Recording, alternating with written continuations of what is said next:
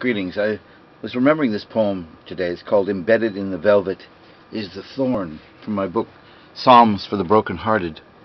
And I was thinking today, someone wrote that this particular time is a kind of moment for spiritual surrealism, that when things are difficult and we're in a difficult situation, there's that dream solace in surrealism. And this is like a kind of surreal soliloquy, so something that you might just flow along with. Embedded in the velvet is the thorn. Embedded in the velvet is the thorn, and at the tip of the thorn, choirs. When you take off your face and sit down, something happens to sunlight, bright silver envies.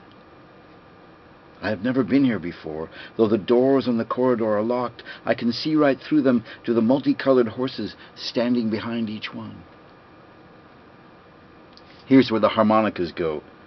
No identifiable tune, only the reedy texture of their sound.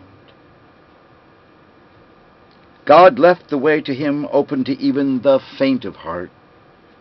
A shepherd lost in the fog with his 20 goats walking in circles, or the elevator operator in gray jacket and hat in the same building for 20 years, up and down. I'd count the number of streaks tears make down cheeks from eyes brimming over at almost nothing at all. A memory suddenly spotlit among the tightly squeezed coats and trousers of an incident thought lost forever among the shapeless sand dunes of time, oh ho.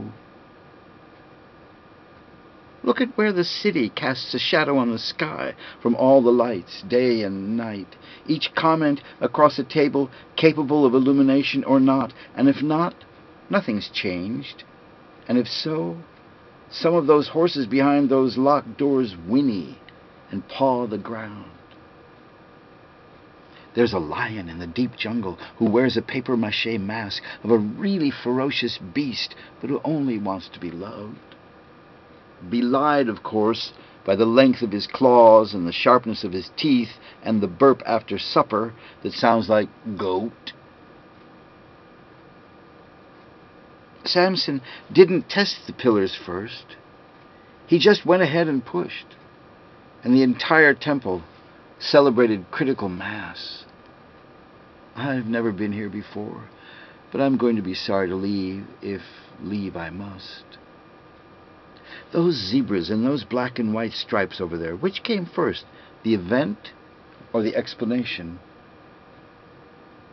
Nothing's happening here that a good merry-go-round at triple speed couldn't fix. Nothing gets in the way but the things we've set up ourselves. Brightly colored cutouts carefully nailed to the floor with the photographs of friends and relatives, friends and foes for faces. Their real heads just bobbing above the horizon, but never quite peering over. Nothing quite feels right just before the end of the world. And then the lights go on and the place fills up again with the sweet murmur of excited souls.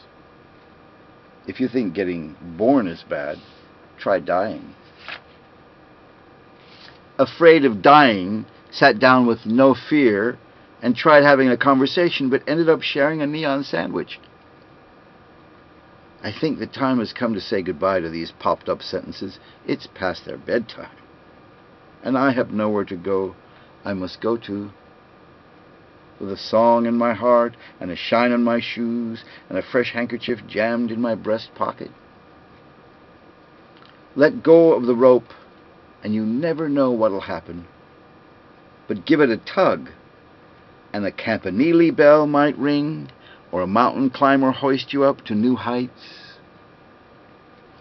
I wonder if it's later in Timbuktu or if the sun is shining. And what's happening to the worm-eaten manuscripts in all those dust-laden libraries no one's read for 100 years or more? Ink be my mariner tonight across the open sea. The sound of pens scratching on paper, a faint heartbeat on the way to God. And God said it's worth far more than the sword, and twice as sharp.